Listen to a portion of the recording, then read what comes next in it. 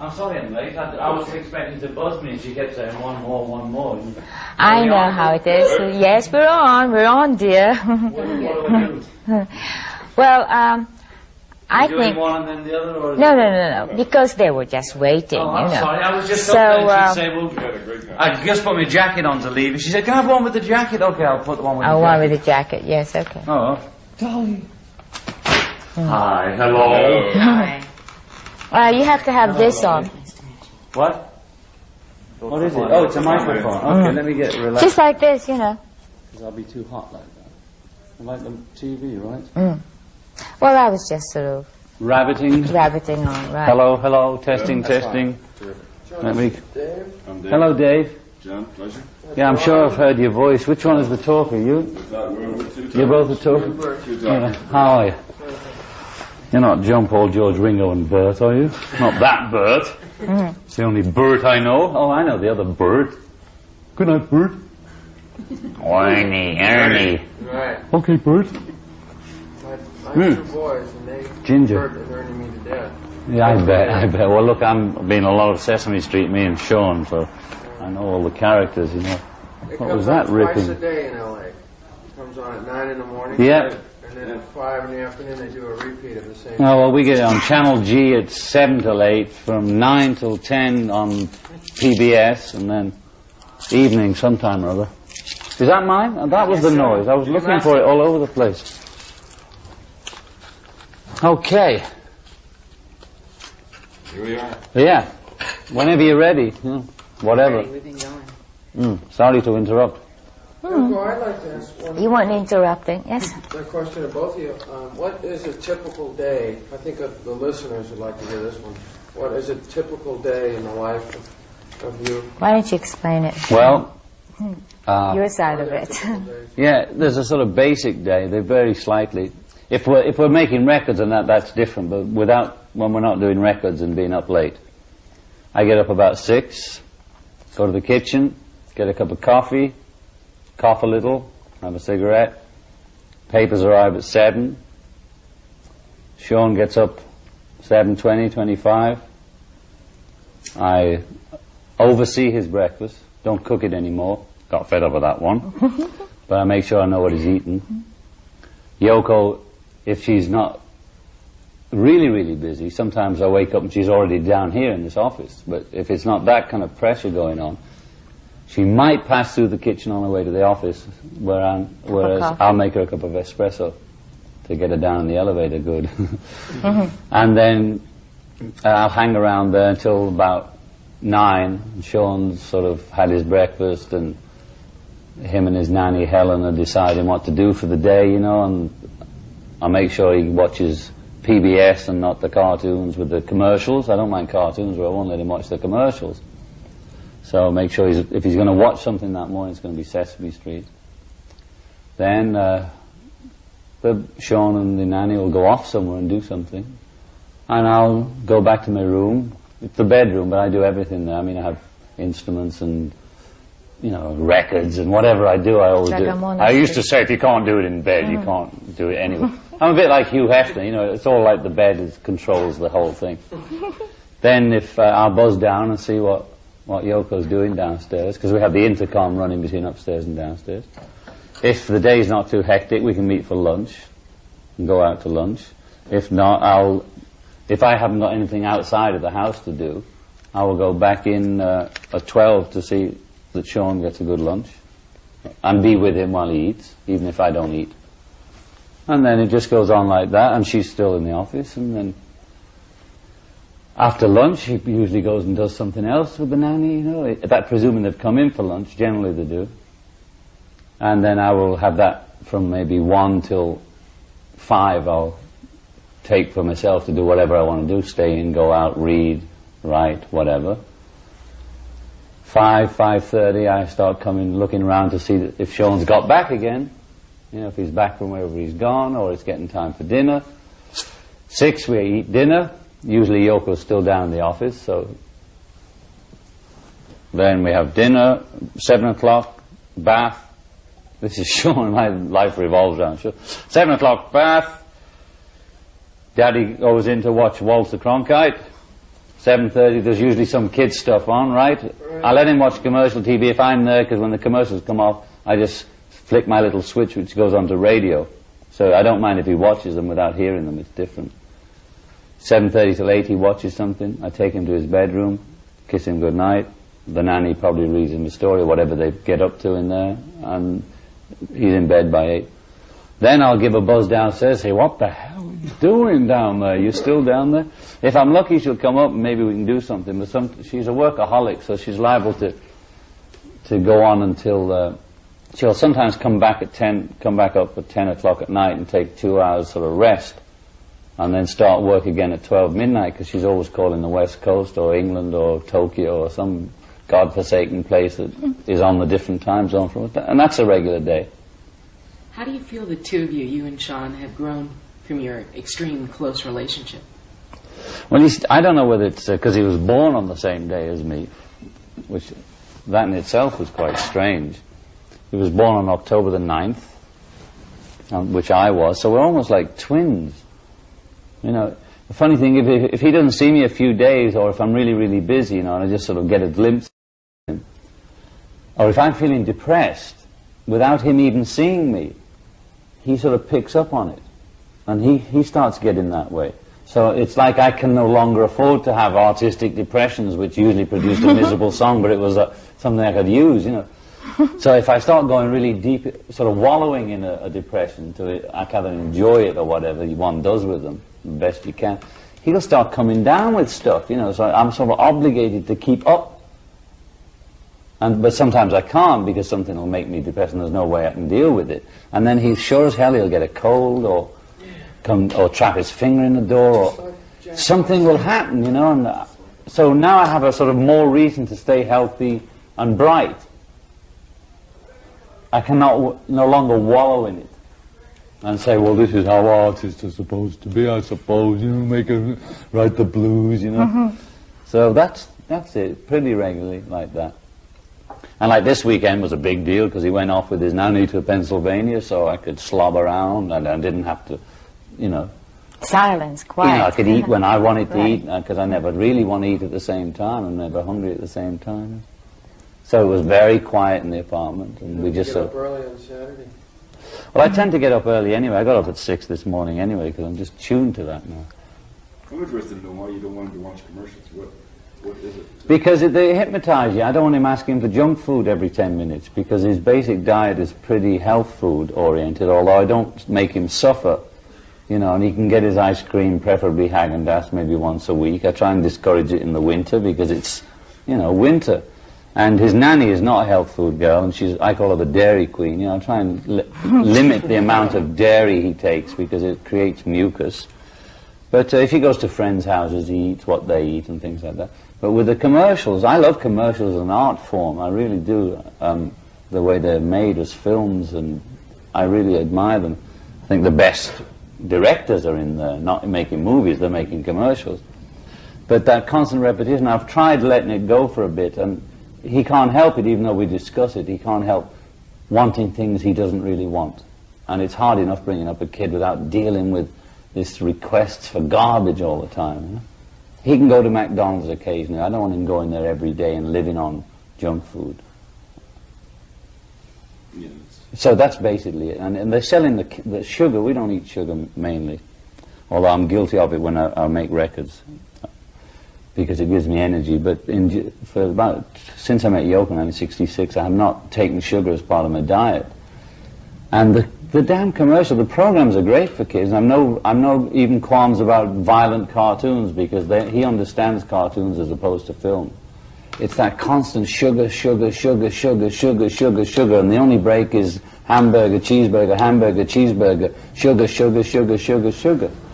And I think it destroys the child's physical health, and therefore affects his mental health. You consider yourself fortunate to be able to spend the amount of time, both of you for that way? I do consider myself fortunate, but I took the time. Any famous star or whatever it is where you come under, and I'm not going to name any names, but many of them that have problems with their kids, either killing themselves or in various ways. I don't buy that bit about, quality over quantity. You know, like an hour a week of intense rolling in the hay together is better than, you know, 20 minutes every day of you being bitchy and just being yourself around him. So I don't try and be the God Almighty kind of figure that never is always smiling and such this wonderful father. I'm not putting out an image of this person who knows all about. Nobody knows about children. That's the thing. You look in the books, there's no real experts. Everybody's got a different opinion. You learn by default in a way. And I made a lot of mistakes already, but what can you do? But I think it's better for him to see me as I am. If I'm grumpy, I'm grumpy. If I'm not, I'm not. If I want to play, I'll play. If I don't, I don't. I don't kowtow to him. I'm straight with him as I can be. And yes, I can afford to take the time, but anybody with a working wife might be able to afford to take the time if they're not really got a working wife because they're poor and they both have to work because of the cost of living. That's what I was because now we have so many. But I know lots of dads who aren't working that hard, who are just sitting in an office all day anyway to avoid life, you know. I mean, they're sitting behind desks and they're doing nothing, just shuffling paper, right, waiting for lunchtime to get a cocktail. But I don't buy that, you know, my career is so important that I'll deal with the kids later, which I already did with my first marriage, my first child, and I kind of regret it. Problems, and God willing, I won't, or we won't later on, or maybe we will, I don't know. I'm just hoping that whatever I give now, which is time, I won't have to pay, because I think you can't cheat kids. If you cheat them when they're children, they'll make you pay when they're 16 or 17 by revolt against you or hating you or all those so-called teenage problems. I don't really think that's an inborn nature thing. I think that's finally when they get old enough to stand up to you and say what a hypocrite you've been all this time. You never give me what I really wanted, which was you. So I'm hoping that, I'm really looking at it in a calculating way, really. Give him now. Maybe he won't be so frantic when he's 16 or 17. Do you think that's happening in the society right now? I think that's what happened to all of us, you know. I think that idea of, you know, no breastfeeding, don't touch them, you'll spoil them. I think that's all lunacy from some lunatic. You see, I know it's almost the same in America. Male children in England were brought up to defend the country. I mean, that was about it, you know. You had to have discipline and not touch the kid. He had to be a hard nut. A boy was really programmed to go in the army. That was about it, you know. And you had to be tough, and you're not supposed to cry, and you're not supposed to show emotion. And I know Americans show more emotion and more open than English people, but it's pretty similar over here. There's that Calvinist, Protestant, Anglo-Saxon ethic, which is don't touch, don't react, don't feel. And I think that's what screwed us all up. And I think it's time for a change. It's interesting you made that comment about, you know, it's not an excuse that you're not a pop star, because I'm sure there are people that will listen to this interview when they hear you say that and say, oh, sure, John and Yoko, they can stand back and say, sure, we can spend time. We have to do all these. Well, yeah. Well, Yoko was a poor artist when I met her, okay? And living in not the best conditions. And she had a child, and the child went wherever she went. You see, she didn't treat her first child like I treated mine. Even on stage, you know. She took her on stage, you know. I mean, a little squirking thing and she would take her when they were making movies, because I saw before we got together. I've seen her work and the way she worked, and Kyoko was running around all over the place. And there are many artistically inclined people that have worked like that in the past. Not since the 60s, but in the 30s and any other time. So even if I was poor, it's the state of mind I'm in. I would work out some way for him to be around us somehow. Okay? I would have chosen my career to suit that. And it's not, you don't have to be rich to love your kids. So you made this conscious decision to give yourself to your son, to the relationship. And to learn from him too.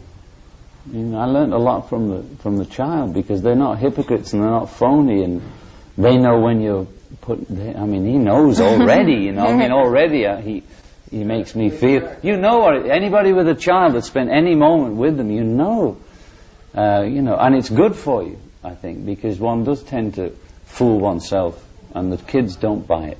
Well, they know when you're nuts. You Oh. hit the nail on the head when you said you got to be straight with them. Yeah. They know when you're not straight with them. They're good. And they'll call you. I mean, I called Jack. I was in San Francisco and Bert's in L.A. now, and I called Jack to wish him happy his fourth birthday. So I called to wish him happy birthday. Well, I was a day late. It's Monday night football, and I called and said, Jack, happy birthday. He said, it's not my birthday.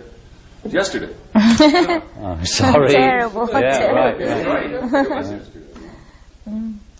He was saying, remember, that he wants to be a daddy when he's older. Oh, yeah, this is because I hadn't been in the studio for 5 years or whatever, so he's used to me being around all the time. Because it's a pleasure for me to hang around the house. I was always a homebody. I mean, I think a lot of musicians are, you know, you write and you play in the house anyway. Or when I was wanting to be a painter when I was younger, it was all in the house, or write poetry, it was always in the house. But I started the work, you know, and he started seeing a bit less of me. I'd let him come to the studio, but it was a bit boring. He was excited, but long story short, at the end of the session, and it was going on, I got back on a night schedule where I'd be coming in when he'd be getting up. So he'd see me at breakfast, but I was a sort of shredded, okay, what, oh, like that. Then one day we were sort of lying down on the bed together, so I'm maybe watching some cartoon or whatever. And he just sat up and said, you know what I want to be when I grow up? I said, no, what's that?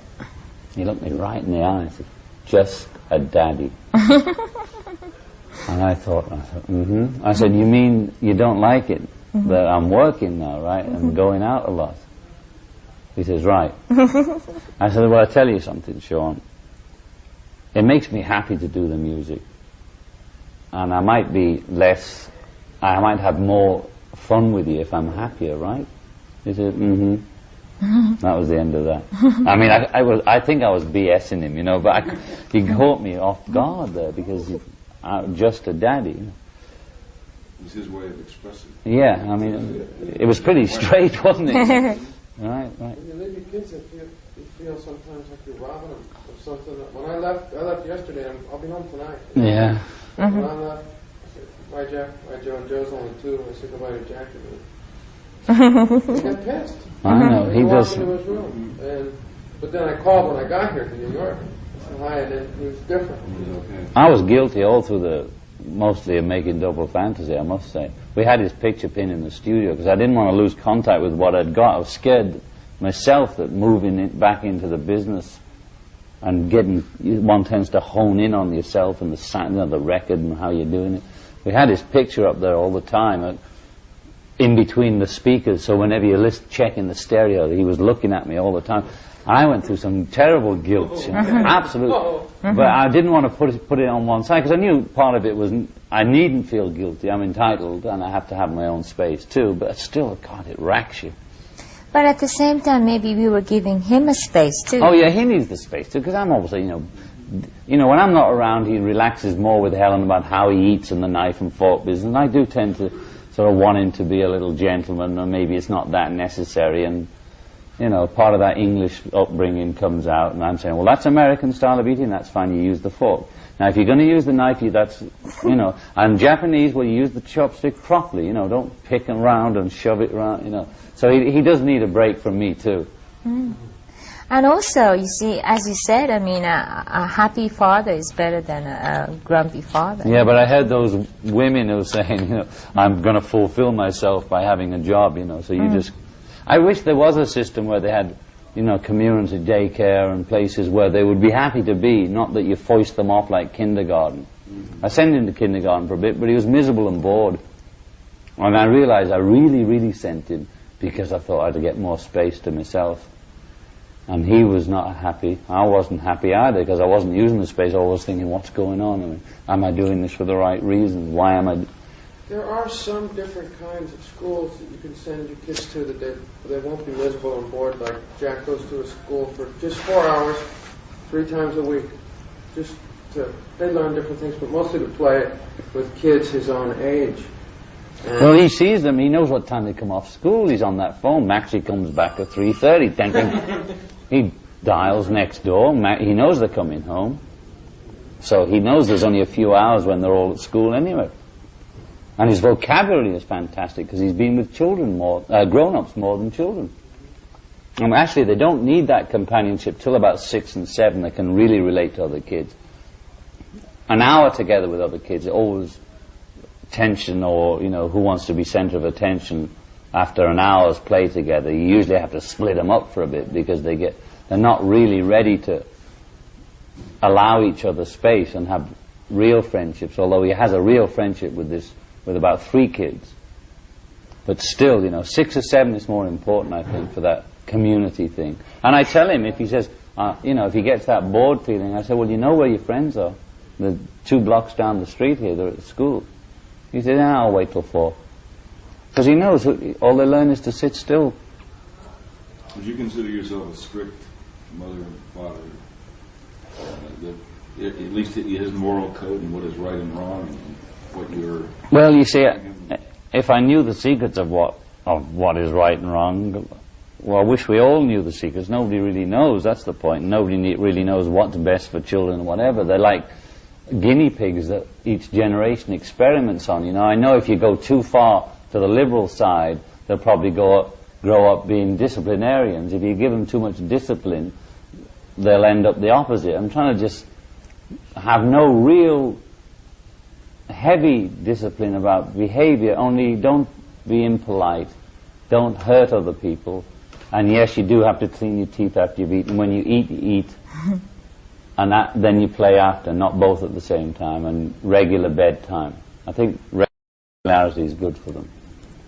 We did try the thing of let him sleep when he wants to sleep, but it didn't work. He enjoyed the freedom, and in that way he relaxed. But on the other hand, he started getting tired, so and whining. So I thought, no, this doesn't work. But he has to be disciplined in a way, you know, because. Oh well, I do discipline and him. you do. I never would hit him. Or anything. So I always cooperate, don't I? And I always say, Daddy knows. You're one of the best fathers he's ever had. Well, you better ask your daddy, No, because he knows. she's the still best. a real mother, because when it comes to the bit about who's tired and irritable, she can deal with him when she's tired and irritable, and I still That's find true. it hard then to give and have him crawling over me when I'm tired and irritable. I need that rest to deal with him. The other thing that's very strange is Are probably we talking that's about because child reading or records here? What is it? Well, I mean, the funny thing is that there must be some sort of physical connection, and that's why, you know, I can relax about it. I don't feel that even when he's far away, I mean, it's upstairs, but I'm here working, that we're sort of connected and we know what we're doing. Because He when buzzes down to gets- the office all the time. and he gets hurt or something. And the other day, I just suddenly woke up very early in the morning, and I heard him cry. But I mean, it was just an instant after I woke up that he started crying, and I just rushed over. And there was that sort of feeling like I already knew what was going to happen, you know. There's always Also, that she close never is, connection. however busy she is, she'll never stop him coming in.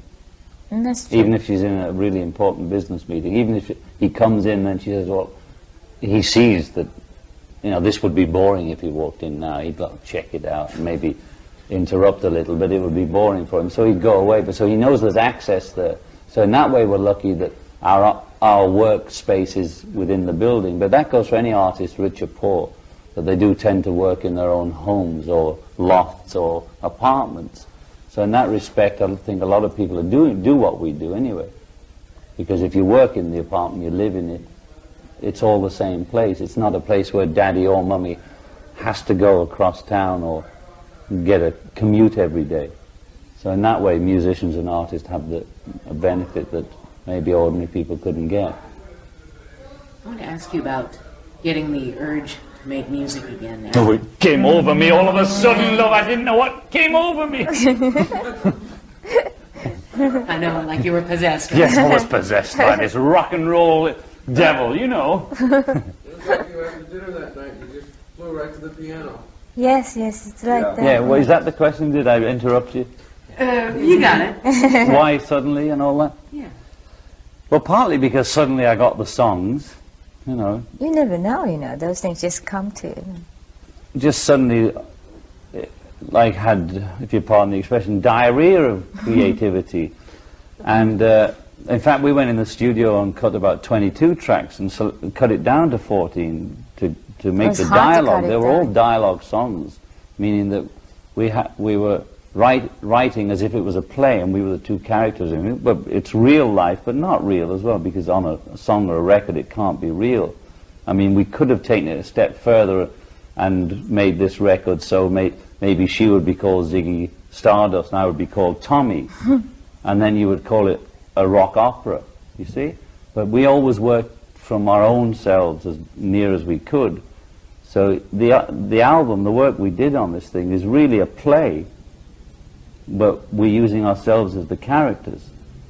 And what we sing about in the record and the songs are real diaries of how we feel, but also it's always not really, really real, because it's a song and it's on a record and you project it in a different way. But we started this thing, and I started getting these songs. I called her, I said, we had discussed going back in the studio, but I didn't have the material, but I wasn't worried about it, because I thought, well, I haven't done it for a long time. Maybe if I switch into that, there'll be something there. But it just sort of came, and I called her, because I was in Bermuda with Sean, and she was here in New York. I called her and I said, well, look, we were talking about recording. It must have triggered something off here, because I'm getting all this stuff. And I started singing it to her down the phone or playing a cassette. And she would call back 2 hours later and say, well, when you sang that, Losing You, or she'd come back with Moving On or something. And then I'd say, oh, Moving On, okay. And then I'd be swimming or doing anything. Suddenly something else would come, like Starting Over. I'd say, hey, well, look, this is what happened. And it started working, like coming out like that. So then I couldn't wait to get back and start. Then I suddenly had all this material after not really trying, but not trying either for 5 years. I'd been so locked in the home environment and completely switched my way of thinking that I didn't really think about music at all. My guitar was sort of hung up behind the bed, literally. And I don't think I took it down in 5 years. Yoko was telling us about the emotional impact of hearing your songs to her for the first time. How did you feel hearing her material? It inspired me completely. As soon as she would sing something to me or play the cassette down the phone, I would, within 10 or 15 minutes, whether I wanted to work or not, if you call it work, I would suddenly get this song coming to me. And I always felt that the best songs were ones that came to you rather than... I do have the ability to, if you ask me to write a song for a movie or something, and they say it's about this, I can sit down and sort of make a song. I wouldn't be thrilled with it, but I can make a song like that. But I find it difficult to do that, but I can do it. I call it craftsmanship. I've had enough years at it to sort of put something together, but I never enjoyed that. I like it to be inspirational from the spirit. And being with Sean and switching off from the business sort of allowed that channel to be free for a bit. It wasn't always on. It was switched off, and when I sort of switched it on again, zap, all this stuff came through. So now we're already, we did enough material for the next album, almost half as much, and we're already talking about the third album, so we're full of vim and vigor. Did you know after you heard the album, when it was completed, after the first time you heard it, did you know that it was going to be accepted like that? No, we didn't know anything, did we? Really? You go through two ways. Sometimes you think, wow, yeah, great, this is great, we've done it. And then the next time you hear it, well, she's not quite the same as I'll think, no, this is not right, it's not right. So I would go yay and nay on it all the time. But I think, basically, we thought, if people will listen to it for what it is and not listen to it with preconceived ideas of how it ought to be or as compared to something else, then if people could listen to it just as if it wasn't even John and Yoko, just that it came over the radio and you accept it or not accept it as you hear it, not as you expect to hear John Lennon or expect to hear Yoko Ono or expect to hear an ex-Beatle or expect to hear whatever, or having read a good review or a bad review. Forget about that. Just get it on the radio, I thought, and it'll be all right. The way I looked at it was probably it's an album that's not going to do too well, but in the end, maybe like 2 years later or something, people say, that was good. Because I knew that the theme was good, I knew the dialogue was important, etc. And each song was all right, So I had a feeling that even if it takes a long time, people would know about it, you know. But I didn't know it was going to be that instant, you know. You went out on a limb with this, though. You took a lot of very personal love songs and laid them out for everybody. How does that feel to you? How do you feel about, after 5 years of silence, bearing yourselves to people in interviews and music? Because, you know, even as I put it in my last incarnation, everybody's got something to hide except for me and my monkey. It means really that, you know, one cannot be absolutely oneself in public, because the fact that you're in public makes you have to have some kind of defense or whatever it is. But we always tried, from whether it's from Two Virgins through Imagine, through anything we've done together, the films we made together, always tried to get as near to the uncensored, as it were, for what we are, not to project an image of something that we're not. Because having been in that sort of pop business so long, and tried to retain myself throughout it, but obviously not always being successful at that, it was most uncomfortable when I didn't feel I was being myself. You know, when I would have to smile when I didn't want to smile. And it became like all that, like being a politician, you know. And what I really got through this 5 years is I'm not running for office. I like to be liked. I don't like to offend people. I would like to be a happy, contented person. I don't want to have to sell my soul again, as it were, to have a hit record. I've discovered that I can live without it, and it makes it happier for me. But I'm not going to come back in and try and create a persona who would not be myself. Does that explain it? Yeah. Do you think that the combination of removing yourself from the music scene, and then also the artists that have to deliver an album every 6 months, okay, it's time. Yeah, well, I went... Singer, we want an album. And he's got to sit down and crank it out. Would that spawn the creativity that you were talking about, just letting it... Yes, yeah, it was to give... It's like the channels on the radio were jammed, you know. I was not getting clear signals.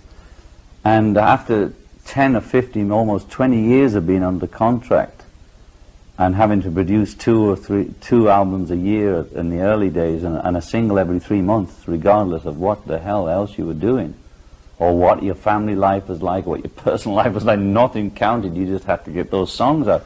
Now, Paul and I turned out a lot of songs those days, and it was easier because it was the beginning of our relationship and career. Paul and I developed in public, as it were. We had a little rehearsal in private, but mainly we developed our abilities in public. But then it got to be format, and sort of not the pleasure that it was, and that's when I felt that I'd lost myself. Not that I was on purposely being a hypocrite or a phony, but it took something away from what I set out to do. I started out to do rock and roll because I absolutely liked doing it. So that's why I ended up doing a track like Starting Over. It's kind of tongue-in-cheek. You know, it's holy, it's that, you know, it's sort of a la Elvis and that, and I hope people accept it like that. I think it's a serious piece of work, but it's also tongue-in-cheek, you know. I mean, I went right back to my roots. All the time we were doing it, I was calling it Elvis Orbison, you know, and it's not going back to being Beatle John in the 60s, it's being John Lennon, whose life was changed completely by hearing American rock and roll on the radio as a child, and that's the part of me that's coming out again. That's why I'm enjoying it this time. I'm not trying to compete with my old self or compete with the young new wave kids or anything like that are coming on. I'm not competing with anything. I'm trying to go back and enjoy it as I enjoyed it originally, and it's working. Oh, that's another thing. Yes, we both enjoyed it so much. And that's, you know, really good, isn't it? Yeah, to have I was saying to somebody the other day, there's only 2 artists I've ever worked with for more than one night stand, as it were. That's Paul McCartney and Yoko Ono. I think that's a pretty damn good choice. Because in the history of the Beatles, Paul met me the first day I did Bebopaloola live on stage. Okay? And a mutual friend brought him to see my group called the Quarrymen. And we met and we talked after the show, and I saw he had talent, and he was playing guitar backstage and doing 20 Flight Rock by Eddie Cochran. And I turned around to him right then on first meeting and said, "Do you want to join the group?" And he said, And I think he said yes the next day, as I recall it. Now, George came through Paul, and Ringo came through George, although, of course, I had a say in where they came from, but the person I actually picked as my partner, who I recognized had talent and I could get on with, was Paul.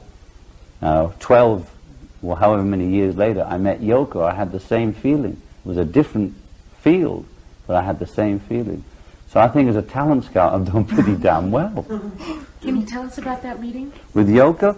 Well, it was sort of 1966, and I got a call from a guy called John Dunbar, who used to be married to Marion Faithfull. You know, everybody's connected. And he had a gallery in London called Indica Gallery, an art gallery.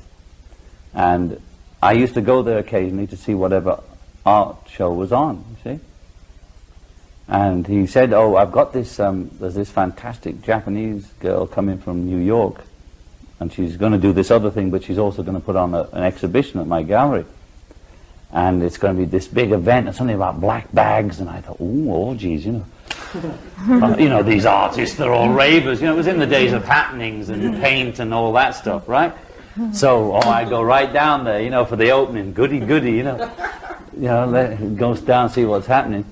I get down there, and it's the night before the opening. I thought there was going to be a big party and an opening and the whole bit, you know, a big I didn't want to get involved. I wanted to watch, you know. I get there, it's all white and quiet, and there's just these strange things all on display, like an apple on a stand for £200, when the pound was worth $8 or something, or whatever. And there's hammers with saying hammer and in, all this very peculiar stuff, and a ladder with a painting on the sky, or it looked like a blank canvas on the ceiling with a spyglass hanging from it. So I'm looking around, and there doesn't seem to be many people. There's a couple of people downstairs, and I didn't know who was who. So I get up the ladder, and I look through this spyglass, and it said yes. And I took that as a personal positive message, because most of the avant-garde artists of that period were all negative, you know, like break a piano with an axe. It was mainly male. I'm looking at the female here. It was mainly male art, and it was all destructive and you know. But here was this little crazy message on the ceiling. And then the guy introduced me to her, and she didn't know who the hell I was. She had no idea. You know? She was living in a different environment altogether. And I was saying, well, I thought, this is a good con, isn't it? Apples for £200 and hammer and nail. Who's going to buy this? You know? I didn't know what concept art was, which in a nutshell is the idea is more important than the object. So that's why you won't see many rich concept artists around, because you can't really, you know, like the guy that wraps up what's the guy that wraps up the... Christo wraps up things. Well, he doesn't expect you to buy the canvas. What he's doing is selling you this idea, whatever it is he's projecting. It was the same kind of thing, but I hadn't come across it before. I was thinking, how do you sell a nail and a hammer, you know?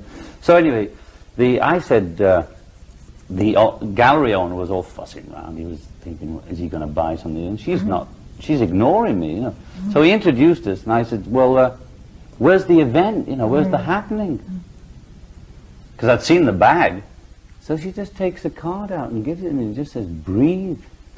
So I said, you mean that? She said, you got it. I said, all right, I'm beginning to catch on here. You know? So, and then I see this hammer, this thing hanging. I just remember his nose. He did it exactly like that. Well, you know, what else are you going to do? That was the big event, you know? I mean, all the way from New York for that. So I see the hammer hanging on the thing with a few nails underneath. I said, well, can I at least hammer a nail in? You know, I've come all the way from the suburbs for this. And she says, no. This is before the opening, and I wanted it was everything before to be she right, didn't want the thing messed up, you know. So anyway, the gallery owner has a little word with her, and she says, she comes over to me, she says, all right, no smiling or anything, because you know how she is. She's not running for office. She never was. So she looks at me and she says, you give me 5 shillings. Well, that's about $10, maybe 20 those days. Are you kidding? 5 shillings, about 50 cents or something, or $1. No, those days are shilling. Anyway, whatever. All right, She go said, ahead. give me 5 shillings and you can hammer a nail in. So I looked at her and I said, I'll give you an imaginary 5 shillings and hammer an imaginary nail in, okay? And that's when we connected really, and we looked at each other like, you know, that sort of, something went on.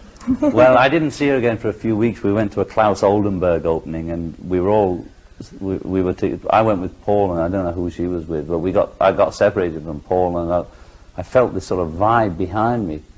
And I looked round, and there she was, you know. And we were both very shy, believe it or not, and I don't know what I said. We said something. We didn't really get together till 18 months later. We didn't make love till 2 years. You think we're rock and rollers, you know, all the life that people lead.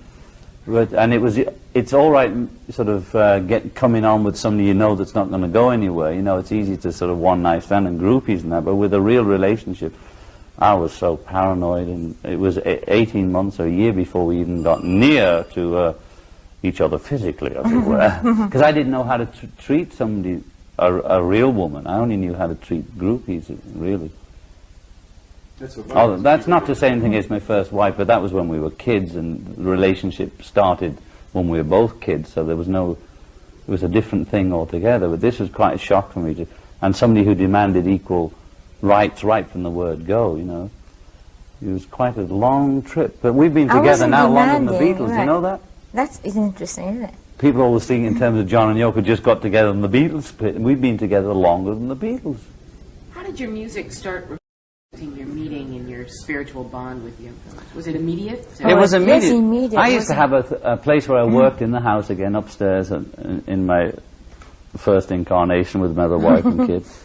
And I used to make kind of freaky music at home. And you would hear it coming through on things like Tomorrow Never Knows on Revolver, or Rain, and some little backwards things. But I never made that the whole track.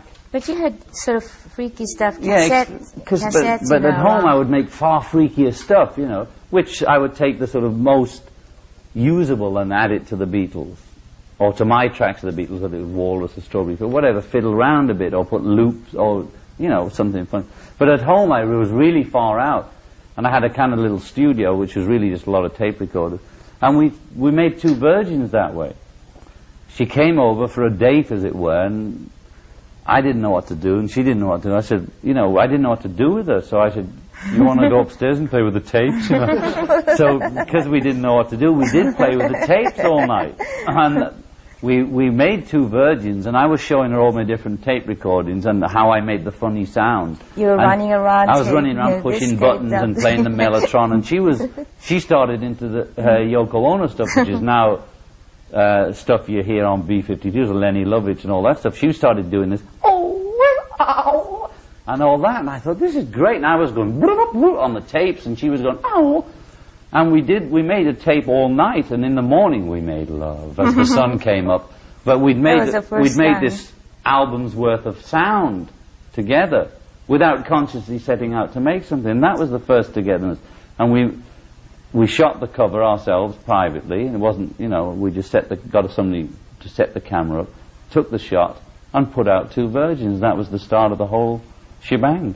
And the reaction was, what are they doing? This Japanese witch has made him crazy, and he's gone bananas. But all she did was take the bananas part of me out of the closet more, you know, that had been inhibited by the other part.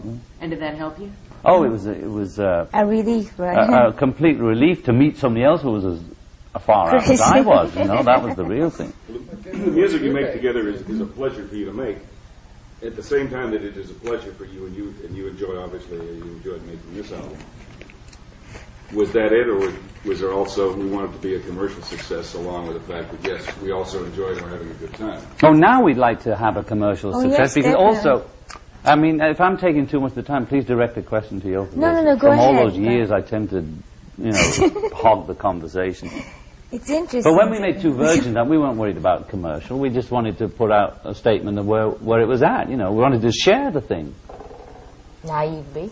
Well, not naively at all, because some people accepted it and a lot of people That's didn't. true. But the thing had an effect. That the fact that, you know, an Elvis Presley would take his clothes off and expose. Now we had other shots for that cover, which made us look a lot more sexy and attractive. Believe me, you know. It's true. You know, if you pose a certain way and you just do it like this. Better. And there were a couple more shots that later came out in the calendar with the Live Peace in Toronto album, where we look a little more attractive as a couple in a star kind of way. But we deliberately chose the one where we were standing there, you know, in all our glory, like a little flab around the waist, the legs a little, you know, nothing pretty about it. We wanted to say, we met, we're in love, we want to share it. And it was a kind of statement as well of an awakening for me too, you know. This Beatle thing that you've heard all about, this is how I am really. You know, this is me naked with the woman I love. You want to share it? And people did and people didn't, but now you can't get it for $200, 2 versions, right? So that's the way it goes. But of course now, she got more interested in pop and I got more interested in avant-garde, so we sort of blended in like that. And I think now we've kind of we're finding a meeting ground, which has only really developed through Double Fantasy. Where was that time that you got more involved in pop? Oh, well, You know, about around approximately Infinite Universe, I think I started to understand, well, it's interesting, you know, and there's a lot of things you can say with it. And so, but even then, around that time, I was more interested in expanding the media of pop into something more theatrical, like Bertolt Brecht type of thing. And so all the songs were long, I think. Well, on Approximately Infinite Universe, what year was that? That was 1970. Yeah, they were very theatrical pieces. In 1971? 71 or two, I'm not sure. 1 or 2 or something like that. And they were theatrical. And some of the ideas that she wanted both of us to do then, I must say I was more square then than I am now in a way, that I wish we'd done, because now other people have done them, because they, and I would say, no, I'm not going to do it. Are you kidding? I'm not doing that. You know, I would start reserving, you know. So I don't want to do that, you know. We're in enough trouble as it is, you know, let's not do that. And also I started to feel guilty because, for instance, Open Your Box was a good track, you know. And that was on the other, that was Approximately Yeah. Infinite Universe, also the B-side of Power to the People, just Right. to let them know where we're at. It was not in Approximately Infinite Universe, and it was in 1971, early 1971. And he wrote a song called Part of the People, which is a very powerful song. And then my Open Your Box was on the B-side, and of course that was banned in America, you know, and that sort of thing started to happen. So I felt that maybe I was doing a disfavor to him in a way, because, well, you know, he could be #1 all the time, but now because he's involved with somebody a bit radical or this and that he's getting that, you know, well, if you ban the B-side, you're banning the single, you know, there's that sort of thing. And I was starting to feel guilty a bit. But on the other hand, well, we did a lot of interesting things, and we were having fun, you know, as well. It was exciting. And also, like Sometime in New York City, which is, again, Bertolt Brecht. And in many interesting tracks. I mean, Woman is the Nigger of the World, which is was the first... That was banned, Woman is the Nigger of the World, because of the word nigger. Now, I had Ebony and Jet both say they are not offended, and we went down there with Dick Gregory, and just in case there were any questions there. And the statement, Woman is the Nigger of the World, was made by Yoko in 1967 or 8 to an English woman's magazine called Nova, which was a kind of Vogue. And she was on the cover, and the title was Woman is the Nigger of the World. I immediately stole the title and wrote a song. It didn't come out till 71. And there was all this hullabaloo about the word nigger, but the hullabaloo was from the white community, you know, not from the black community, because they understood where it was coming from. Because they don't think that they're niggers, and that's why they don't care. But I mean, the whites, you know, basically thought, well, niggers, well, that's but terrible. she came from a background of classical music, studying piano at 5, and all the things that rich kids do, you know. And Schoenberg and Webern, she'd studied at Sarah Lawrence and all that. I didn't know any of that stuff, and she was turning me on to it. Even Bertolt Brecht. I knew when we did Sometime in New York City, to me we were doing a newspaper. So one would rush it out into print, you see. So there were mistakes, say a little harmony wasn't perfect. We didn't go back and perfect every note, we just printed it out, you know, and sometimes there's words missing or something like that. And it was later that she said, well, you know what we did there? I said, no, well, we got into a lot of trouble, that's all I know. And, you know, the harmony's funny, something, Because we had her idea again. She had Chairman Mao and Richard Nixon dancing naked on the cover. There wasn't really their bodies, we just stuck their heads on. Well, the record company stuck a label on it in the supermarkets, and you couldn't even get it off when you went home, And there was no genitals, nothing on it. But anyway, and I started getting down about that record thing. It was a mistake. Even though we tried to say something about women, we tried to say something about love and peace or whatever, the war, that, we got into so much trouble. And so she then took me to see Richard Foreman's production of the Threepenny Opera of Bertolt Brecht, which I don't know when it was originally out, in the 20s or the 30s. I said, oh, I see, so we're not alone, I don't know what happened to Brecht when he first put that out, but it was the same idea, meaning, to make a statement on the society right now, right away, and no BS. Just say it, I think this is wrong, that's right, that is my opinion. Just music alone is one of the things I was going to ask, and it's a good time. Is it to educate, or is it to entertain, or is it both? Is it to, or doesn't? Well, we were enjoying it Communicate. too, but communicate. Yeah. Communicate is the thing. It's that need to communicate. And Whatever it is, it doesn't necessarily have to be a political. No, politics was in the air those days. Come on, I mean, you couldn't avoid it, right? And being artists, when we get into something, we get into it. You know what I mean? We wanted to be right so there, involved. down on the front lines. But as we always said to everybody, with flowers, but still right down there. We want to go all the way with it, and I think we did go all the way with it too. Our intentions were good. Well, woman is the nigger of the world being the most heavy militant feminist thing that was coming out then. Yes, Probably true. still even today. No, that was the first It was and the before Helen only Reddy's I Am Woman. feminist song that was made by a guy, It was And before I really Helen think it Reddy, was I know very- that. oh, sure, of Right? course. And she did Sisters Oh Sisters on the B-side, a reggae version. But the point was, this is something that's going to dawn on somebody else, people later. But he was always doing it, And so we were very proud of that album in that sense. Until it was really not, we didn't feel ashamed. And, that year, Rolling Stone selected us as the most boring couple of the year or something, And really sort of knocked us about it. So, oh, all right. Well, if it's boring, then we won't do it anymore.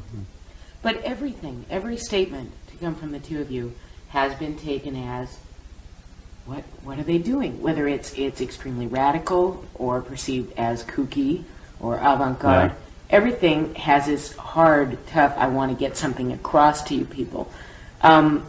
How do you feel? I mean, are you trying to get something across, or were you? It's to share it. It's Yes, like, yes. when you've been somewhere beautiful like Bali and all your friends haven't been, and you want to say, my God, I was in Bali, man, and it's just the greatest place ever, and it's and it's that's how we are about things. We get enthusiastic and excited. The same as when it sort of dawned on me that love was the answer when I was younger. On the Beatles' Rubber Soul album, the first expression of it was a song called The Word. The word is love. In the good and the bad books I have read, whatever, where the word is love, seemed like the underlying theme to the universe or to everything that was worthwhile got down to this love thing. And it was the struggle to love, be loved, and express that. There's something about love that's fantastic, even though I'm not always a loving person. I want to be that. I want to be as loving as possible, or in the Christian sense as Christ-like as possible, in the Hindu sense as Gandhi-esque as possible. And we always approach different. And when I met her, even though we were from two different schools of thought, as it were, we found that was the common denominator. That's why we became the love and peace couple. Because before I met her, she was protesting against war in a black bag in Trafalgar Square. And when we met and we discussed what we wanted to do together, what we wanted to do was carry on, me in my love, love, love, and her in her peace, peace, peace, put it together. That's how we came out with the bed in. Because I couldn't go down with John Lennon and lie in a bag in Trafalgar Square, because I might get attacked those days. It was dangerous. It was dangerous for her, even as an individual protest. So we developed this thing of how to express what we both believe in together the best we can. And, you know, so you say, going back to the thing, well, you came back. I went to a disco for the first time since 1967, when I was in Bermuda, just before we made this album. And I was finally dragged to a disco by an assistant of mine. And I went there, and upstairs they were playing disco, and downstairs I heard Rock Lobster by the B-52s. And I said, that's Yoko? And somebody said, I thought there was 2 records going at once or something. Because I thought it was so her, I thought this person studied her. I said, get the axe out, call the wife. Gee, have you heard this? I called her, I said, you won't believe this, I was in a disco and there's somebody doing your voice. I said, this time they're ready for us, man. We can go on and do our stuff without even changing a thing. We could go on right back. And I dug out the old records we'd made. I dug out the B-52s, and then I talked to my assistant who tried to turn me on to them 18 months before, but I said, no, I'm not into the music now. I didn't want to hear anything. He was trying to play me Pretenders and Madness and all that stuff, and I didn't want to listen to it. And I said, give me some more of this. What's going on out there? He brought all this, you know, cookie, whatever you want to call it, stuff in. And we looked at each other and we thought, ha-ha, they finally caught up to what we were trying to do all the time, which is another form of expression. And we thought, this time, surely they're going to understand it. And here we are doing it again. It's not that much different from what we did. If you take the Plastic Ono Band albums, which are titleless, I call mine Mother for reference. It had Mother and God and a couple of tracks like that on. And her album, which was a same cover but a kind of reverse trick, the first numbers one time, right? So I can never get more than I've ever had in that respect. I'm not saying I could never have 4 or 5 numbers at once, because that's wishing myself bad luck. But let's face the reality. I've had the boyhood thing of being the Elvis and getting my own spot on the show. I want to be with my best friend, my wife. Who could ask for anything more? I'd sooner do something else together than not work together. And that's why I think that comes across in the work now. And we feel like this is just the start now, you see. Double Fantasies, this is the first album. I know we worked together before, we even made albums together before, but we feel like this is the first album. I feel like nothing happened before today. So what is Double Fantasy? What does that mean? Well, you know where it came from?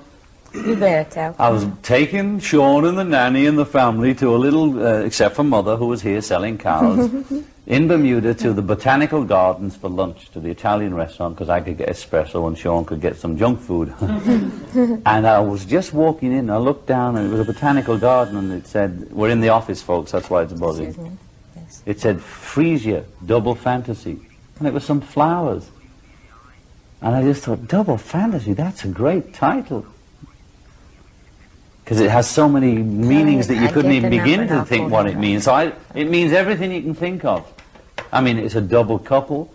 It's real life, but it's still a fantasy because it's now in plastic and in photograph, and it's fantastic. And it's just sort of seemed to be perfect for a title of the album. And there's 2 of us, and it just sort of says it all somehow without really saying anything. It says everything. And it's a flower, actually. And also, you know, in the 10 years we learned that John has his own fantasy and I have mine too, you know. And that's all right, you see. And we don't have to unify our thoughts totally. I mean, there's an overall plan that we have, or a dream that we have, which we share, you know. But then we come from a totally different background, I mean, in a sense of men and women. And that's fine. So we're showing the difference of the fantasies too, you know. That's why it wasn't just all love songs, losing you and moving on. We're not presenting ourselves as the perfect couple, because we don't want to get into that bag either, right? Because we're trying to present what it is, you know, a relationship that lots of other people are having, but they're maybe not songwriters and they don't express it that way. And the letters we're getting back are from couples, apart from the kids who just like it as music. The main excitement is the letters from people who are married with kids, or not necessarily married, but relating together. and realizing that we're not selling ourselves as the perfect couple. We have our problems. We've had our problems. No doubt we'll have problems. But, you know, we're trying. We want to stay together. We want to be a family. And that's the kind of level we're relating to. I am not aiming at 16-year-olds. If they can dig it, please dig it. But when I was singing and writing this and working with her, I was visualizing all the people of my age group from the 60s. That's true. Being in their 30s and 40s now, just like me, and having wives and children, and having gone through everything together. I'm singing to them. I hope the young kids like it as well, but I'm really talking to the people that grew up with me. I'm saying, here I am now. How are you? How's your relationship going? Did you get through it all? Wasn't the 70s a drag, you know? Here we are. Well, let's try and make the 80s good, you know? Because it's still up to us to make what we can of it. It's not out of our control. I still believe in love, peace. I still believe in positive thinking when I can do it. I'm not always positive, but when I am, I try and project it. Well, overall, we're getting more and more positive, aren't we? Because we survive. That's know, the thing. You have to give thanks to God or whatever it is up there, the fact that we all survived. We all survived Vietnam or Watergate or the tremendous upheaval of the whole world that's changed. We were the hip ones in the 60s, but the world is not like the 60s. And the whole map's changed. And we're going into an unknown future, but we're still all here. We're still, while there's life, there's hope.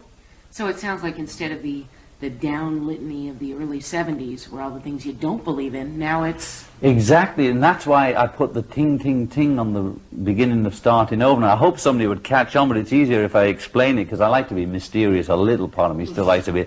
But in actual fact, the beginning of Mother, the Plastic Ono album, you hear this litany, boom, you know, very slow church bell, which is like a death knell, you know, I don't believe in, and the Freudian things about mother and father.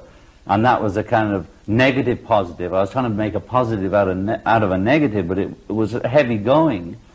And the reason this one goes ting, ting, ting is to show that I've come through.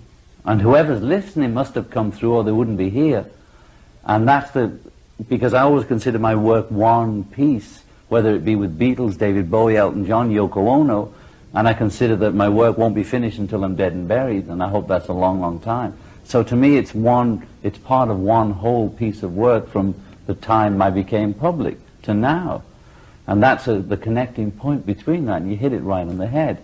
And the 80s, it's like we got a new chance, you know? So the multi-year process that went into this evolution to starting over, well, obviously it was filled with a lot of bad stuff as well as good stuff. Of course. Yeah. What was the worst for you? The worst was being separated from Yoko and realizing that I really, really needed to be with her, wanted to be with her, and could not literally survive without her as a functioning human being. I just went to pieces, and I didn't realize that I needed her so much. What do you think is the work that reflected this feeling of the period?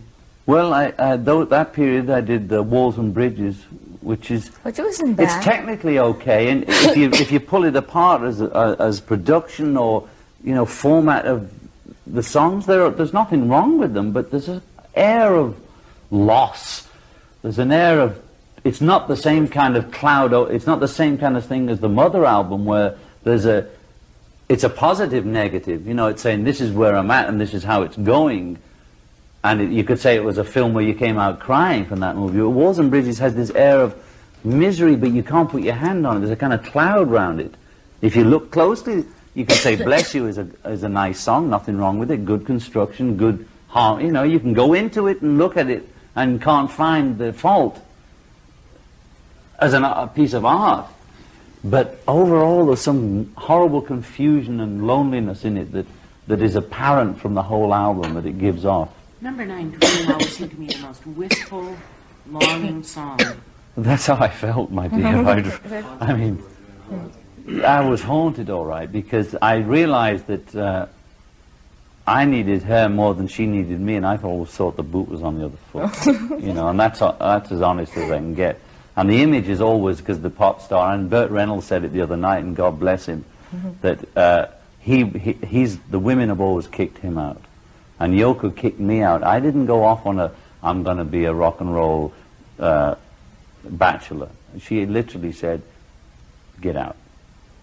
You know, and I said, okay, I'm going. You know, I'm a bachelor free. I'd been married all my life.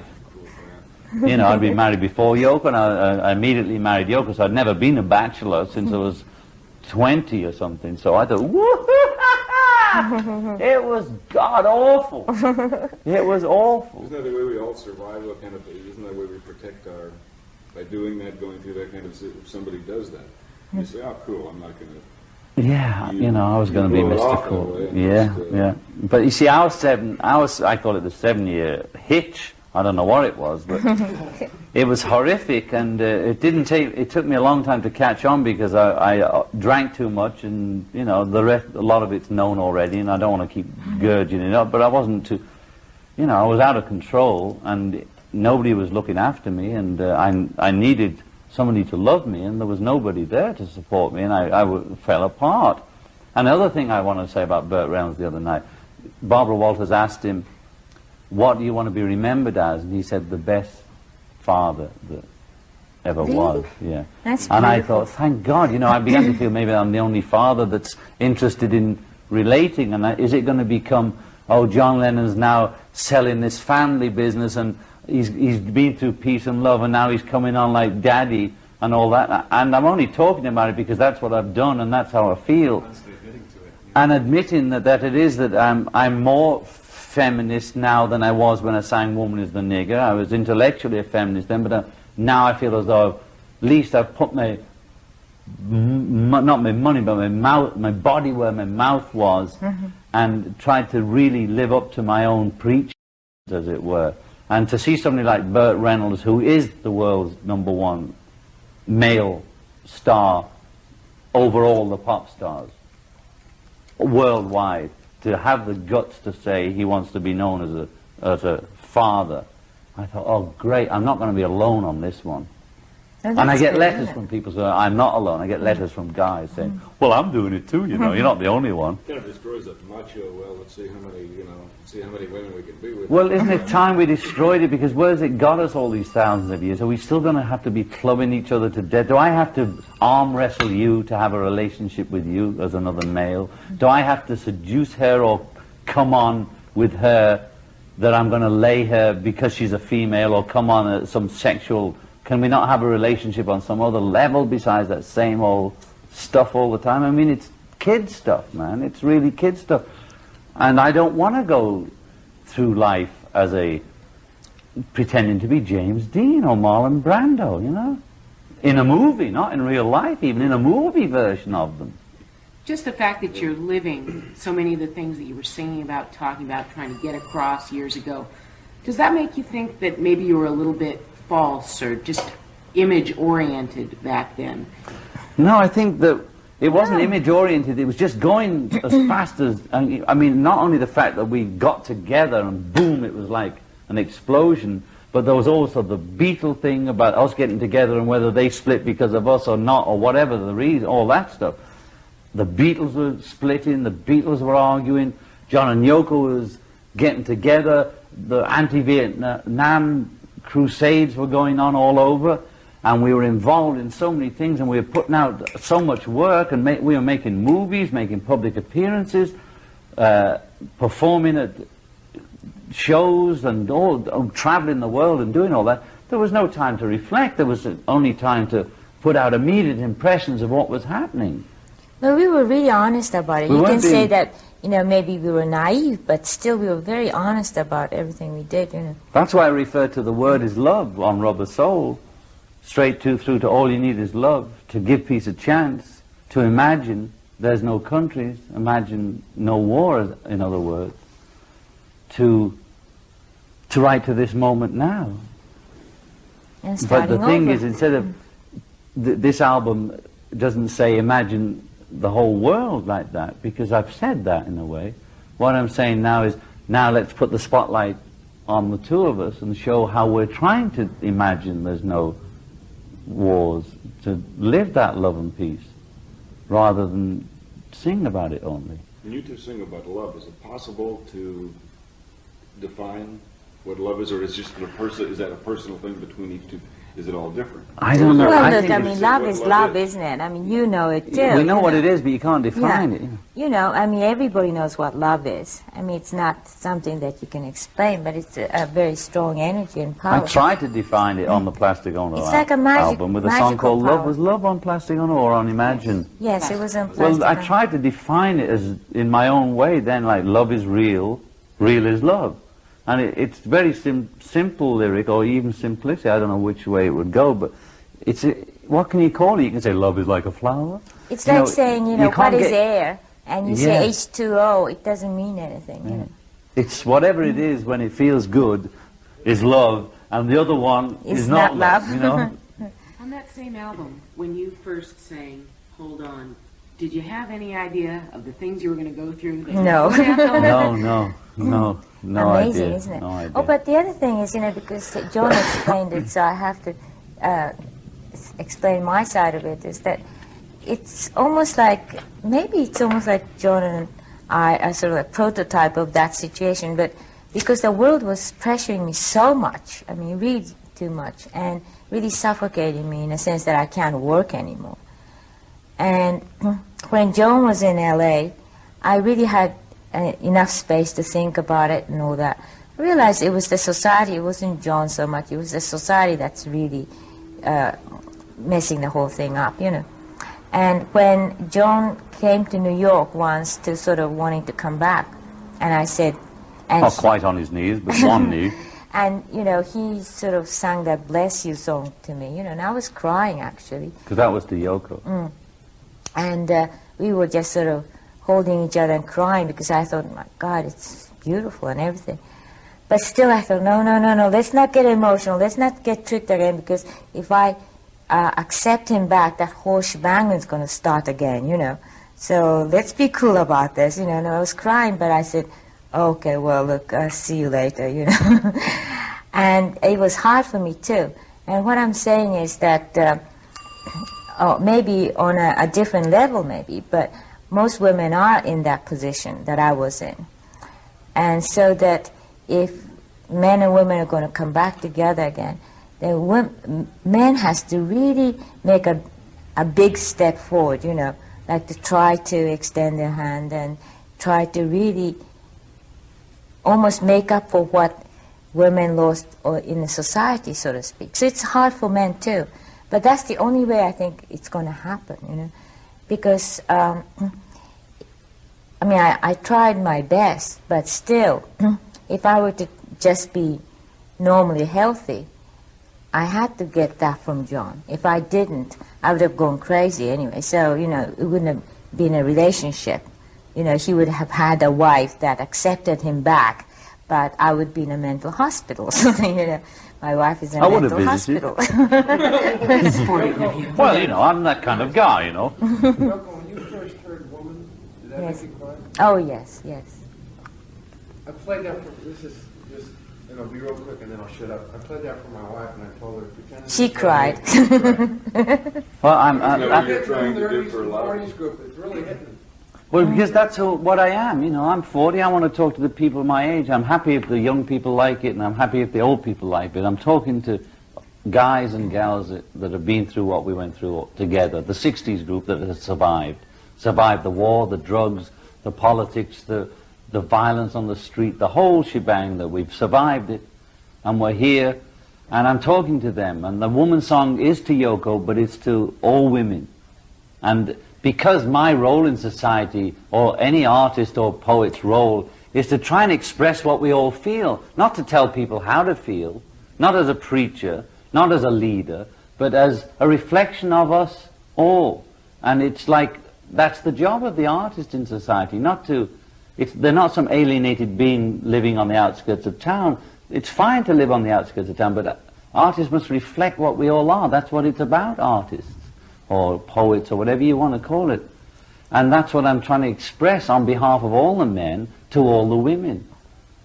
Through my own feelings about women, when it dawned on me, my God, it is the other half of the sky, as the late, great Chairman MacDougall said, right? I mean, they are the other half of the sky, and without them there is nothing. And without us there's nothing. There's only the two together create children, create society. So what's all As this simple as BS that. about, you know, women of this and men of that? We're all human, man. We're all human. And I am trying to say it to Yoko, but to all women, you know. On behalf of all men, in a way, if that's taking it too much on myself, I feel that artists are that, the reflection of society. It's true, yeah. But I mean, Mirrors. the thing that I went through when we were separated was amazing. I mean, down to if I'm outside and then reporters would ask, well, do you think John's going to ever get back to you? Or, you know, that sort of nonsense, you know. Or poor Yoko, you know, lonely in Dakota all by herself because her husband is, or whatever. And it's that image is so humiliating. But I wasn't going to stand up and say something because that would humiliate his macho image, you know. But the other thing is, well, so he was having a headache because he got drunk or something and he had a hangover. So that's men, you know, For that's sort 18 of all right, months. creating his own headache. But I was getting a headache because of all these people saying, you know, sort of nonsense. Well, me and Bert have owned up. Well, double fantasy doesn't seem to be at all the first fantasy or the first what-if situation. Imagine, of course, said, you know, what if this, what if that? Yeah, yeah. How did that come out for you? How do you mean? How did Imagine come out? Yeah, were you really wondering to yourself, or were you trying to get other people to look and say, hey, what if we did about this? Well, it was. It should really have said Lennon Ono on that song because she contributed a lot to that song. And Imagine was straight lift out of her book Grapefruit. There are pieces in there that say Imagine this, Imagine that. But you know, so I give her credit. Tra-la-la-la-la. But the point The being, album yes, was dedicated yeah, to because me instead. people. So I dedicated the album to her, which is a cop out. But you know, I was only as honest as I could be then. You see, you can only be as what you think, you know, as best you can at the time. But the point of the song, right, is because people keep saying, well, what were you doing? What are you doing in the bed in? What are you doing, two virgins? What are you doing together? What are you doing? What are you doing?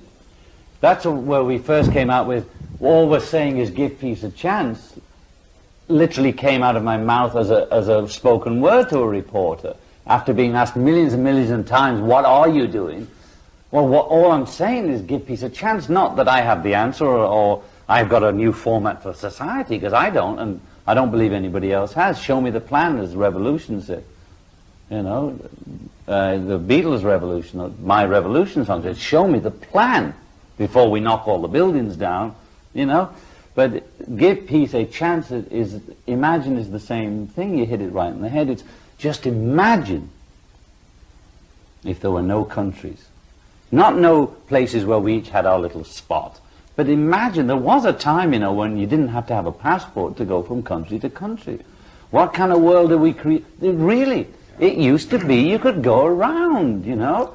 What is this game that you can't get, that somehow this is America and then just across the field is Canada, and that you have to have all kinds of papers and pictures and stamps and passports and, you know, I mean, when you think about it, it's insane. It's insane carving up the world into little patches like that. But we're all different. But will there always be the Idi Amins and the Ayatollahs and whoever that kind of make that very difficult at some point? Or really? But I don't know my history well enough to know how people got on in the past, you know. But when Marco Polo went to visit the Chinese, no doubt it was risky leaving Rome and going through all those countries. Or when the Crusaders left, not as a massed army, but just as peasants getting up and trickling off across, they must have gone through blood. And of course you're going to come across maybe there's always going to be nuts, I don't know. No, But still, see, it's the concept of imagining no countries, imagining no religion, not imagining no God. Although you're entitled to do that too. Imagining no denominations. Imagining that we revere Jesus Christ, Mohammed, Krishna, Milarepa equally. We don't have to worship either one, that we don't have to, but imagine there's no Catholic Protestant, no Jew Christian, that we allow allow it all, freedom of religion for real, I mean, for real. Just imagine it. Would it be so terrible? You see, because the point is, people like George Orwell, and by the way, incidentally, he's a guy too. But I mean, all these guys have projected very negative view of the future.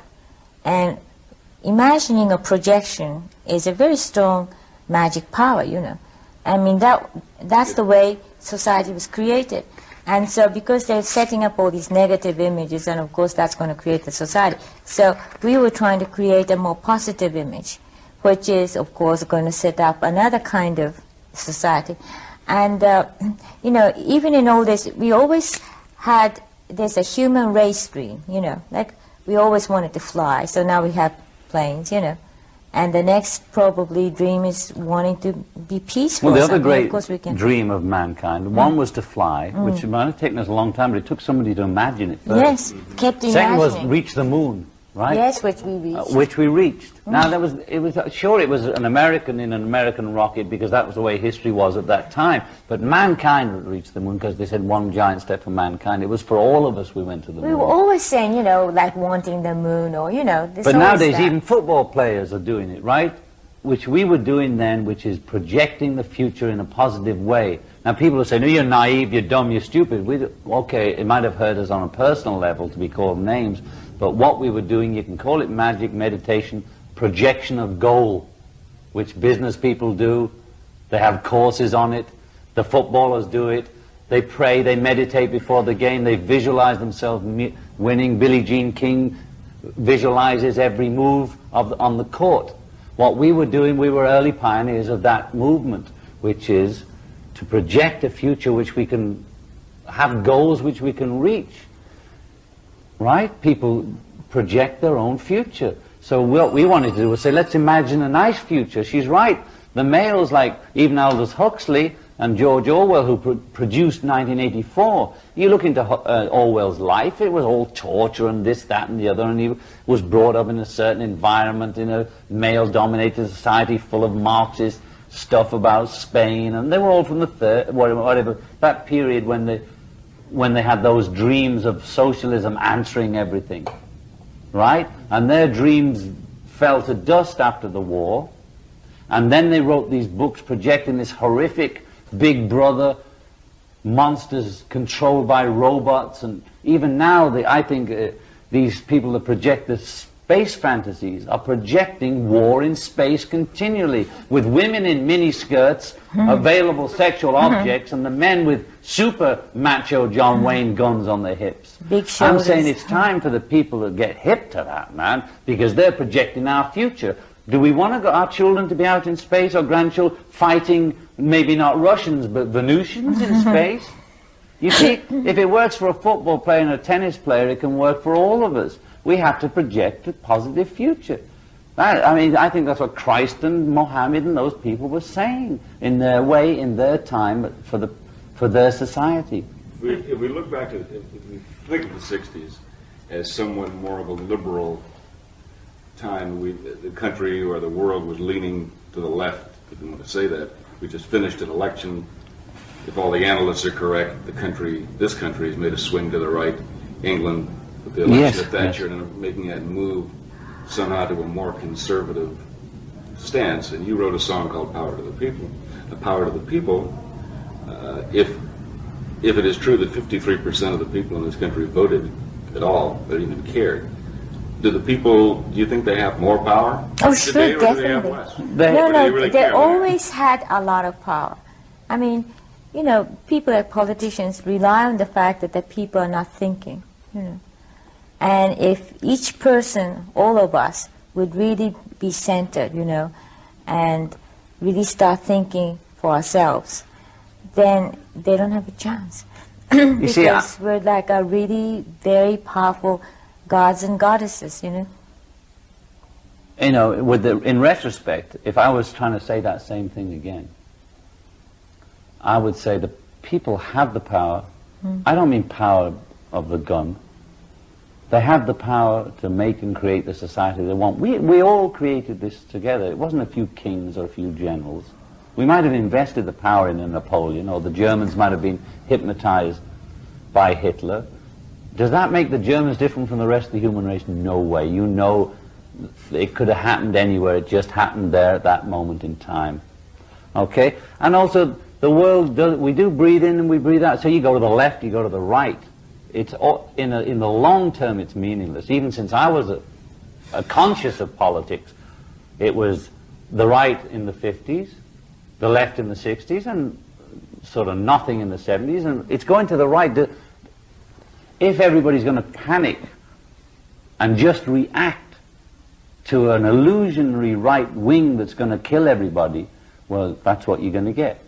I believe that it doesn't have to be like that just because the guy has a right wing or supposedly has a different political view than other people. Now, personally, I've never voted in my life. How do you like that?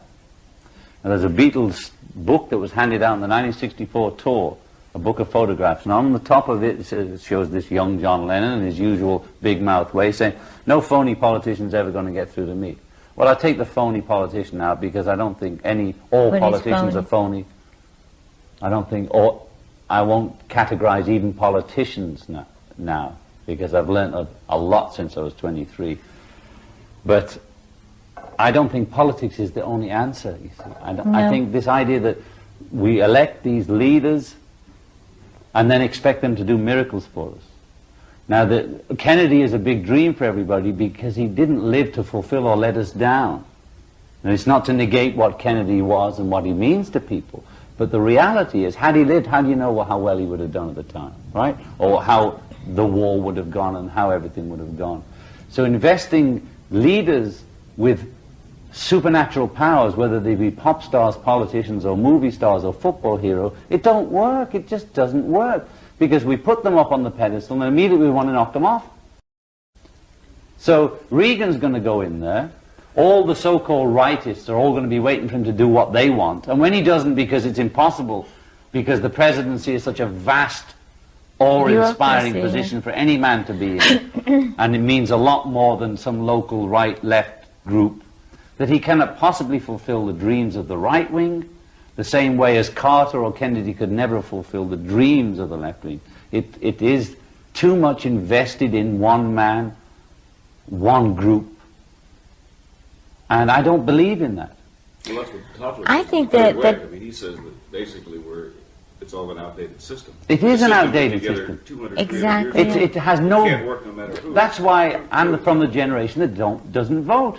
I will never vote for one of those people because I know none of them can ever do anything for me. But there's a grassroots movement, you know. I'm not talking about underground or radical or anything like that, but every community counts. I mean, we have to first take care of our household, our family, and our community, our city, you know. And if each person would think that way, it's going to work. But that's Instead of one the investing points. our energies to one person But or a government. It doesn't That's one of mean the that... points when you speak of power, and you have people, a number of people at least, if you look at polls and people that do research, that say, well, it's the oil companies and everything, it's corporate structures running our lives, and we can't do anything. We're totally powerless, so we're just kind of apathetic, we're giving up. Which seems to be, if you believe what the media tells us is taking place. That's the question. Yeah, but No, who no, no, believes no. the media? Investing the That's media not in such taking- power Yes, is what a is a this? joke as well. You know? Media is who not gave the the truth. media they are part of the power system anyway, but I'm not pointing fingers. You understand that I don't believe the media are separate from society. I don't believe politicians are separate from society. I don't believe pop stars, football players, and movie stars are separate from society. It's just that we've developed this thing for whatever reason that we think we're broken up into these fragmented pieces, countries, sexes, races. It's a joke. It's as Neanderthal as the political system. It's just, it's just like I can't say what it should be, you see, because I can only say I don't believe in that stuff, and that's Well, look, enough. in a way that we are all creating these illusions and then trusting the illusion, and media is not the truth, politician is not the truth. I mean, truth lies in us, all of us, each of us, And if we can just bring this power inside us, to cope with the daily life and cope with the situation, whatever you're in, you know, then they'll be all right. That's a very holistic approach, not Well, like... exactly. Holistic Yeah. is what we need, not just in the health field. We need it in the political field, in the global field, and stop this paranoia of 90-year-old men playing macho games with the world and possibly the galaxy. That's That's your what daddy. they're doing. you A very know. powerful position, the fact that you can make statements or you can put an album out like Double We are Fantasy fully and aware do of a our lot of power. things Yes, we're fully aware of our power, whatever that is, and we nurture it, and we try to be very careful about our own life because of that, and also try to communicate and, you know, communicate as much as we can with that power, you know. But all of you do, in a way. So, in degrees, you know, and then that's what you should use, and that's what it means to communicate and to tell each other, reassure each other that we are here together, you know.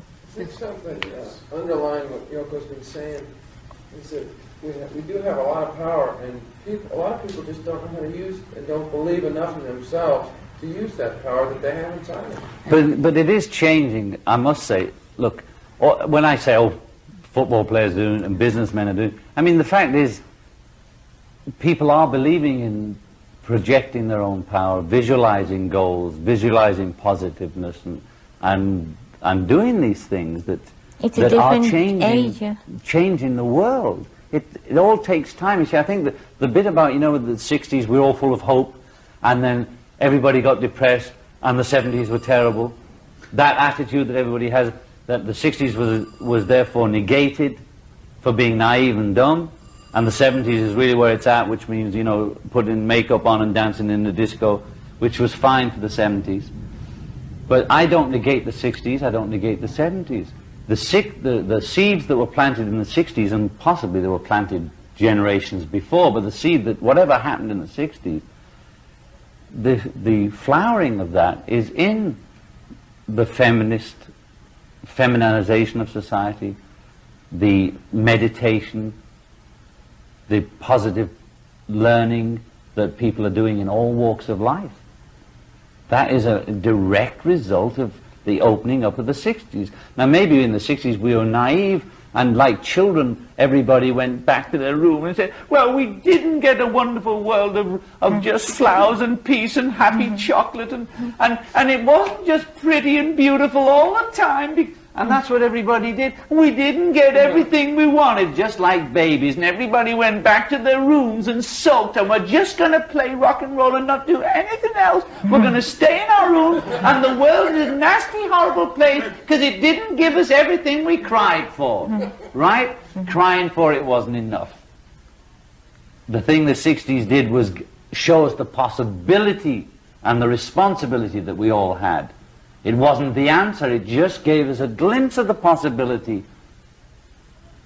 And the 70s, everybody's going, nyeh, nyeh, nyeh, nyeh, and possibly in the 80s, maybe everybody would say, okay, well, let's project the positive side of life again. You know, the world's been going on a long time, right? It's probably going to go on a long time. But also, you know, So the 60s was sort of really going out and communicating and expanding, but in the 70s, people think that nothing happened, but in a way, we went back inside us. There's a lot of very interesting magical psychic things that happened, you know, and people got tuned into. And so with the 60s expansion and 70s knowledge, I think 80s is going to be another step up, you know. It'll be beautiful, you know. Do you think if people had realized the holistic potential for healing and growth within them, that would have stopped, say, a lot of people from running to, certain movements, religious, psychological, whatever, for sudden answers? Yeah, I think, but there's that part of us all, including myself, that wants to belong to some group. No, I don't mean a rock group, a group in society, because it makes you feel secure when times are hard, or there seems to be a threat of war or a threat of monetary crisis, and the media, with help from the public and the politicians, hype it up that it's the end of the world or the end of America or the end of financial empire or whatever it is.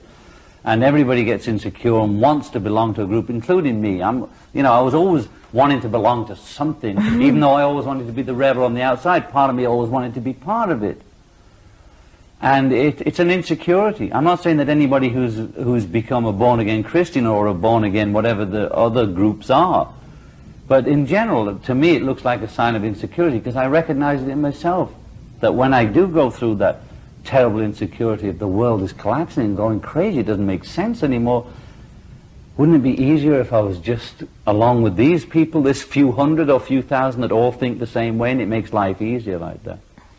But And there's I a think good if reason people for that. realize that it's not the end of the world, the apocalypse is not going to happen, no matter what some person might threaten us with. Those people have been waving those end of the world. I remember those the end of the world is nigh cartoons when I was 12. You know, my whole generation, our whole generation, was brought up with the H-bomb. I remember Bertrand Russell and all the H-bomb, and the reason that we were rock and rollers apparently in the 50s was because the bomb might go off any minute. Okay, so Drills in school, okay. right. Outside in case But of you know, I mean, I don't think that's going to happen. I really don't think it's going to happen. And what happens if it happens? Well, Just what happens if they drop the bombs all over the earth? What's going to happen?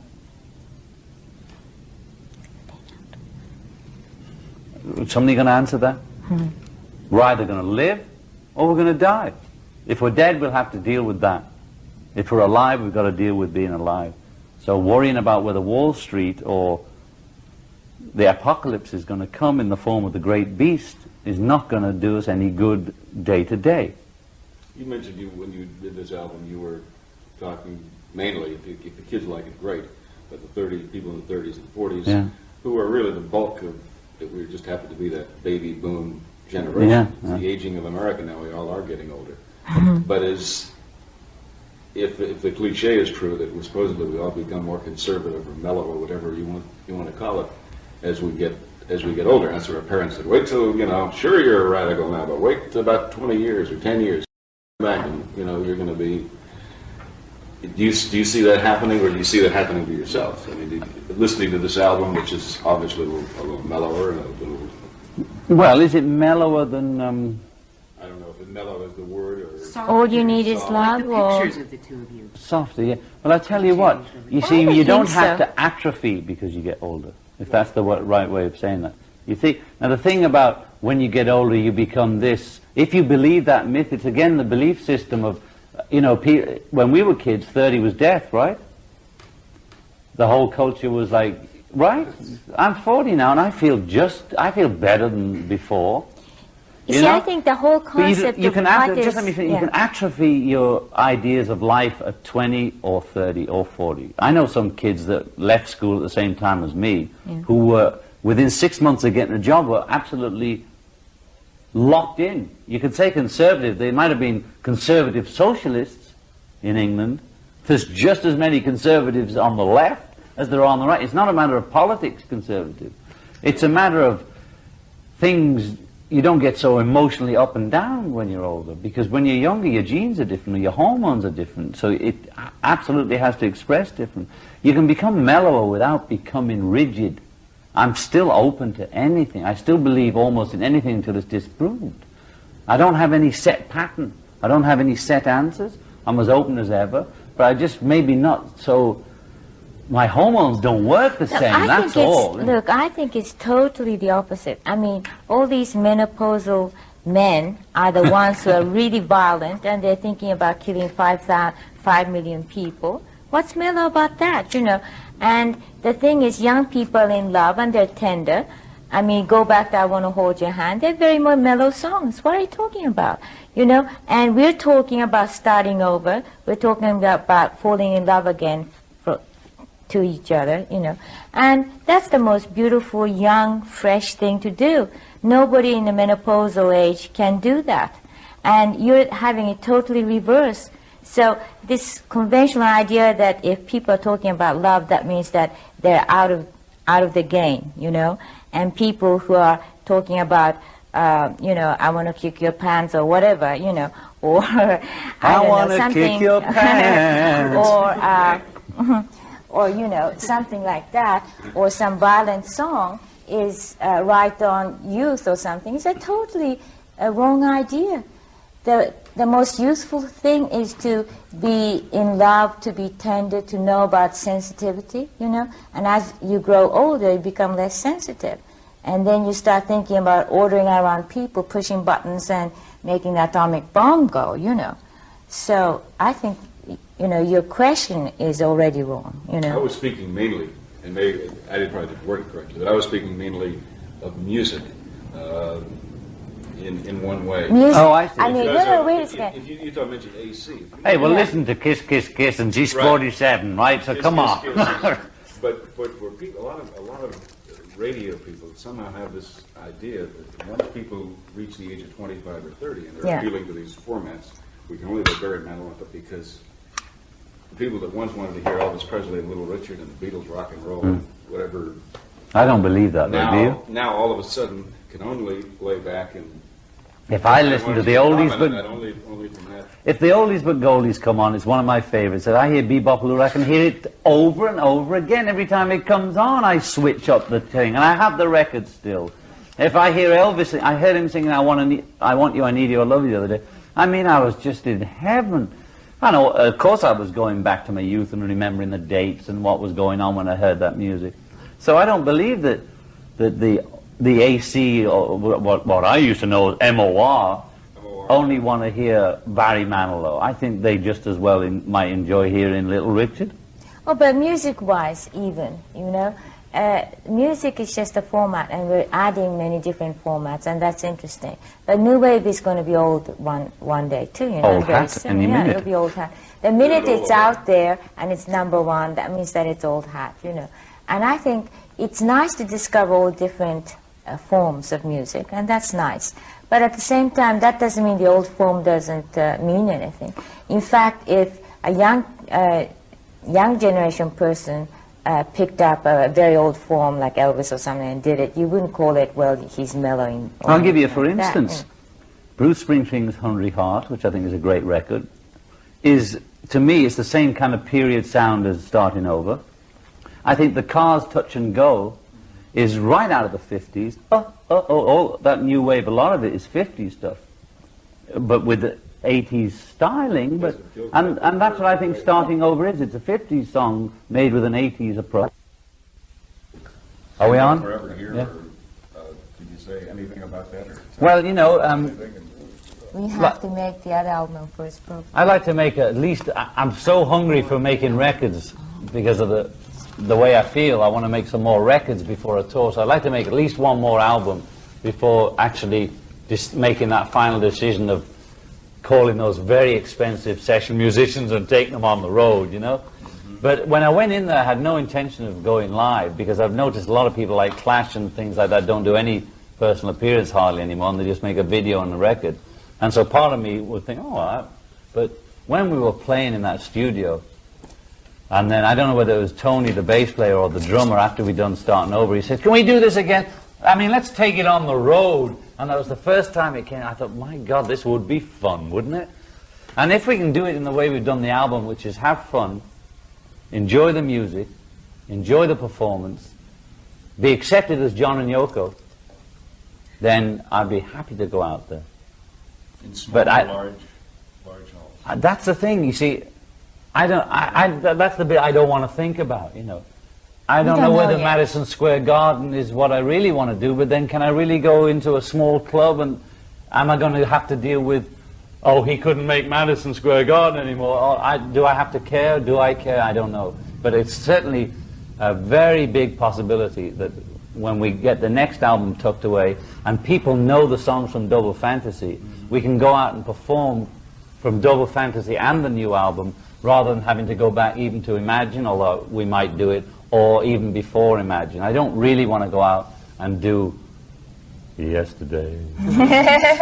All my troubles seem so far away.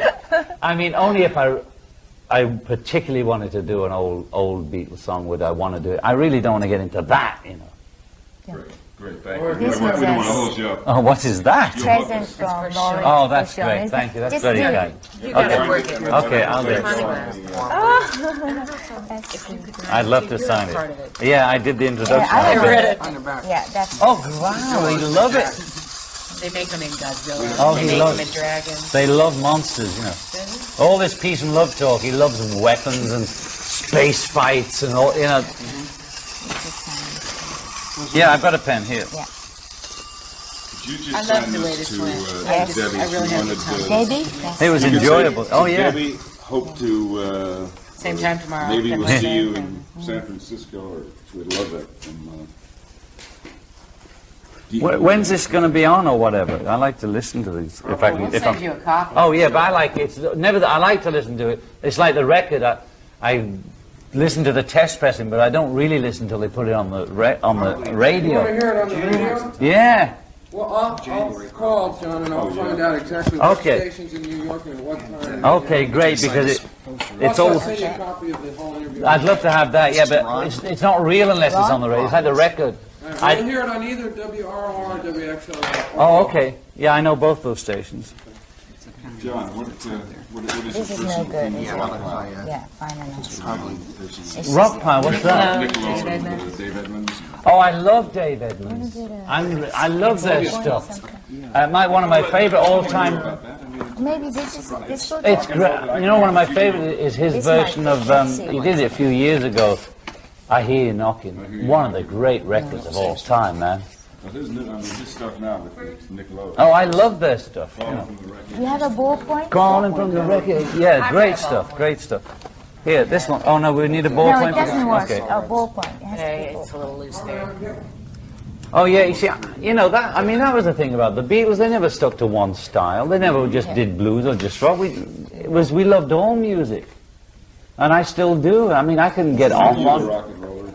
Yeah, but when I got that image, but when you think I did In My Life, Anna on the early things, and amazing? lots of ballady things, you know. It's the plastic. It's just You need that a permanent marker. my image was more rocky, you know. Rock and rollers with But if you look down those Let's just Beatle do tracks, those I'm then. right there So- with all the sentimental, just the same as Paul or anybody doesn't else. I work. love that music just as much. Oh, where's she signed? I don't see it. This to you? Who's the poster for? Ron. Oh, it's not. I don't think ink is going to work. No, this is. Wait a minute. Let's see if it's. Oh, well, look, I don't. Maybe you're gonna have to spray it or something. That's why they never make album covers that you can write on either. I'll go over it in ballpoint as well, and then between the two, you'll have the impression, and then you can. Yoko, I'm doing it here right now. Oh, I don't. Why won't it write? Maybe we should do it on a bit of paper, and then you can just sort of stick it on or something. I'll go over it like that, you see, and then. Yes. Do you have the car waiting? Or you better Right. get it That's good. That's Some combination of that. Yoko? right away?